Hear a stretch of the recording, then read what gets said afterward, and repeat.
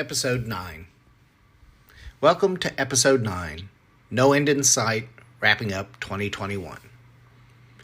This episode is about how the ongoing COVID pandemic, which is going on 2 years at this time, is impacting the art world. All of my podcasts are intentionally short, and the scripts for each episode are published on my Patreon page prior to broadcasting, and the scripts are published to my Medium page following the broadcast. Given the restrictions and closures of art venues, I have decided to pivot my ongoing subject matter to include articles from art publications so that I am able to continue my podcasts on a regular schedule. Theaters and cinemas have made headlines about reopening recently, but closures persist. Opera companies, symphonies, and museums are all having struggles maintaining their staff and facilities. I'll talk more in depth about this after this short break. And we're back again. While large institutions grab the headlines, commercial art galleries have either closed permanently or are hanging on to the edge of the cliff with their fingernails. An article December 29th in Art News mentioned the Smithsonian in Washington, D.C. is closing 4 museums for about a week due to staffing shortages related to COVID. This closure news is familiar across Europe and the United States with museums such as the Rijksmuseum, Stedelijk Museum, the Van Gogh Museum, and the Cincinnati Art Museum. There have also been reductions in hours as well as limited capacity being allowed at the Metropolitan Museum of Art in New York. I listened to a Freakonomics Radio 3-part podcast the other day about the hidden side of the art business, which I will talk more about on my next episode, and they talked about commercial art galleries. I co-owned an art gallery called Live Art Place in South Tampa during the 1990s. And I recently decided to contact some of my former peers, but I was disappointed to find them gone.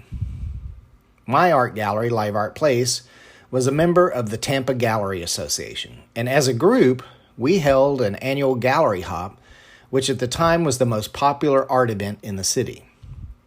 The hop started at the museum downtown, where there was food and drinks and entertainment, and we used city buses that toured the South Tampa member galleries. I had so much fun, and every 15 minutes, 40 to 50 people swarmed my gallery before getting back on a bus to go to the next gallery. I wanted to talk to my former peers about gallery representation since the pandemic restrictions are beginning to change or be eliminated, and I thought this might be a good time.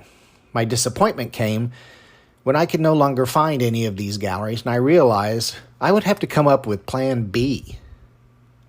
I did get a call back from one of my former peers who still had her gallery, but it is only open by appointment.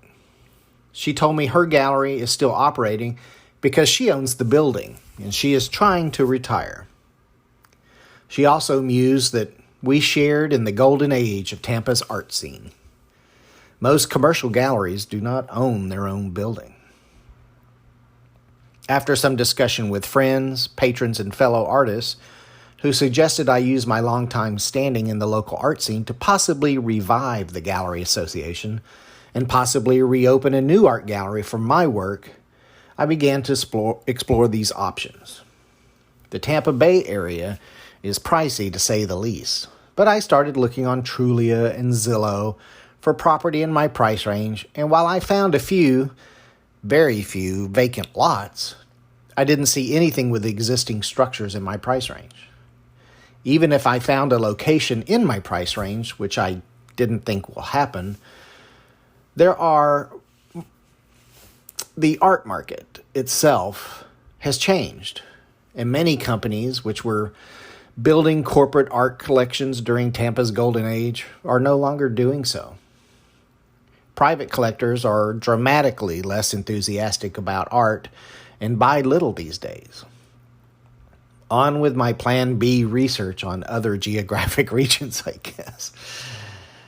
This weekend is the St. Petersburg art scene's second Saturday, where the local studios and galleries are open to the public for touring, which they do on the second Saturday of every month. I plan to go since St. Petersburg is doing so much more in the arts than Tampa right now. I signed up for a waiting list for studio space about 8 months ago, and I have yet to hear back. That is another reason I am considering a relocation, because commercial real estate in the Tampa area is cost prohibitive, and the local arts organizations don't have enough available studio space to rent to all the artists in the area who need space to create. This lack of affordable studio space is a problem in almost every city. Property owners who have difficulty finding tenants oftentimes will rent to artists for little or no rent on a year-to-year lease, and only to spike the rent once the area becomes desirable because it's artsy, and those artists are forced to leave. Now you understand why I say there is no end in sight. The pandemic situation is really difficult on the arts and the artists. The art market has changed since the golden age of the Tampa art scene when I owned my gallery. I don't want to repeat episode 4 or episode 9 in the future, but COVID is killing the arts who were all on life support before the pandemic. Let me know your thoughts and experiences. Talk to you next time.